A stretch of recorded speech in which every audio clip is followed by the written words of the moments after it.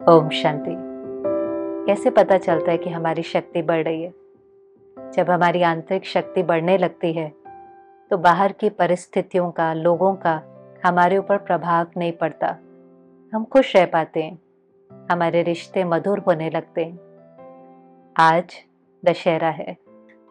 दशहरे के दिन सब तरफ रावण का पुतला बनाकर, एफिजी बनाकर के जलाते हैं। जलाया तो उसी को जाता है जो दुख देता है। तो दुख क्या देता है? कौन है जो हमें दुख देता है? एक्चुअली ये कोई बाहर के रावण की बात नहीं है, लेकिन ये हमारे अंदर के विकार हैं। रावण को 10 शीश दिखाते हैं, जैसे शक्तियों को भुजा दिखाते हैं। भुजा सहयोग की निशानी है, लेकिन 10 शीश विकारों की निशानी है, ईगो की निशानी है। जहाँ ईगो है वहाँ दुख है। कहते ही हैं ego is the root cause of all suffering, माना सारे दुख का कारण ही ईगो है। ईगो है ही क्या? ईगो अर्थात जो मुझे ठीक लगता है वही राइट है, और अगर मैं राइट हूं तो सामने वाला गलत है। जहाँ ईगो है वहाँ एक्सपेक्टेशन होती है, अपेक्षा कि सामने वाले को मेरे अनुसार करना चाहिए। अभिमान अर्थात अभी अभी मेरी बात मान, और अगर सामने वाला मेरी बात नहीं मानता तो क्रोध आता है।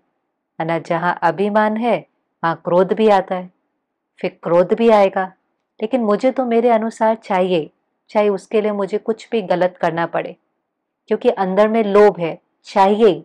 फिर हम अनएथिकल हो जाते हैं, किसी को नीचे भी गिराते हैं, किसी के साथ गलत भी करते हैं, थोड़ा चीट भी कर लेते हैं, थोड़ा झूठ भी बोल लेते हैं, और फिर जो प्राप्त करते हैं उसको अंदर खोने का डर होता है, तो अटैचमेंट आ जाती है। माना एक ईगो के कारण क्रोध, लोभ, मोह, अहंकार, ईर्ष्या, अनुमान सारे विकार आने लगते हैं, और ये विकार ही उस रावण के 10 शीश दिखाए हैं। तो रावण को मारना अर्थात अपने अंदर के विकारों को खत्म करना। जहाँ अभिमान है, परमात्मा बहुत सुंदर बताता है, अभिमान की निशानी है उस आत्मा को जल्दी जल्दी अपमान की महसूसता होती है। If it's ego it hurts. अब अपनी चेकिंग करनी है, हमें कितना जल्दी जल्दी इंसल्टेड, रिजेक्टेड या हर्ट फीलिंग होता है। छोटी छोटी बातों में अगर हर्ट हो जाते हैं, दुखी हो जाते हैं, मानो उतनी बड़ी बड़ी ईगो है। और इस ईगो को खत्म करने के लिए, अंदर के रावण को मारने के लिए ही शक्ति चाहिए, पर हम ये अकेले नहीं कर सकते।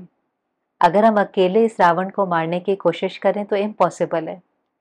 इसलिए दिखाते हैं, रावण का एक सिर काटते हैं तो दूसरा आ जाता है। माना एक विकार को खत्म करो तो दूसरा आ जाता है, दूसरे को खत्म करो तो तीसरा आ जाता है। इससे रावण को तो राम ही मार सकता है। और राम कौन है? परमात्मा।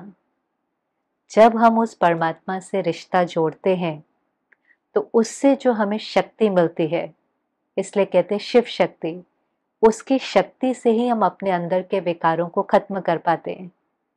राम अर्थात परमात्मा हमको शक्ति भी देता है और मर्यादाएं भी बताता है कि सही कर्म कौन सा है। नहीं तो आजकल कभी कभी हमें यही नहीं पता चलता कि सही क्या है और गलत क्या है। जैसे राम ने सीता को कहा था, मर्यादा की लकीर क्रॉस नहीं करना। मर्यादा की लकीर माना जीवन जीने का तरीका, प्रिंसिपल्स। कहानी तो बहुत सुंदर बनाई है, लेकिन वो एक सीता की कहानी तो नहीं है ना, वो हम सब सीताओं की कहानी है। पर कहानी में क्या दिखाया कि सीता मर्यादा की लकीर क्यों क्रॉस करी? क्योंकि एक साधु आया, भिक्षा मांगी, उसको लगा कि साधु को तो भिक्षा देनी ही चाहिए, नहीं देंगे तो गलत हो जाएगा। जबकि कहा भी था कि मर्यादा की लकीर क्रॉस नहीं करनी है, फिर भी उसने क्रॉस करी तो रावण उठा के ले गया। और कहाँ पहुंच गई? शोक वाटिका में, माना जहाँ दुख है। ये मर्यादा की लकीरें हमारे जीवन को सेफ रखती हैं, लेकिन कभी कभी पता नहीं चलता। जैसे कोई कहेगा क्रोध करना पड़ता है डिसिप्लिन के लिए, समझाने के लिए, काम कराने के लिए। एक तरफ कहते हैं जीवन में शांति चाहिए, दूसरी तरफ कहेंगे क्रोध करना पड़ता है।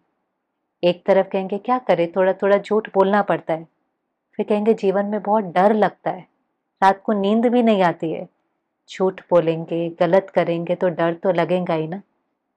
कहीं कहेंगे थोड़ी थोड़ी रिश्वत लेनी पड़ती है। ये सारे विकार हैं जिनको हम एक्सेप्ट करते जाते हैं, नेचुरल बनाते जाते हैं, जो हमारे दुख का कारण है। थोड़े साल पहले ऐसा होता था कि अगर किसी को रिश्वत दो तो वो कहता था कि मैं बाल बच्चे वाला हूँ, मैं नहीं ले सकता। उसको डर लगता था कि अगर मैंने गलत धन लिया तो इसका इम्पैक्ट मेरे परिवार पर नहीं पड़े। आज अगर किसी को दो तो वही कहता है क्या करूं, मैं बाल बच्चे वाला हूं, खर्चे इतने हैं, लेना पड़ता है। भावना बदल गई, वही सीन, लेकिन अंदर की वृत्ति बदल गई और धीरे धीरे हम इस विकारों के वश होते चले गए। परमात्मा से रिश्ता जोड़ने के बाद हमें समझ में आता है कि मर्यादाएं क्या हैं, जीवन जीने का तरीका क्या है, हमारे प्रिंसिपल्स और वैल्यूज़ क्या हैं। उस पर चलने के बाद ही हमारे जीवन में सच्ची खुशी आ सकती है।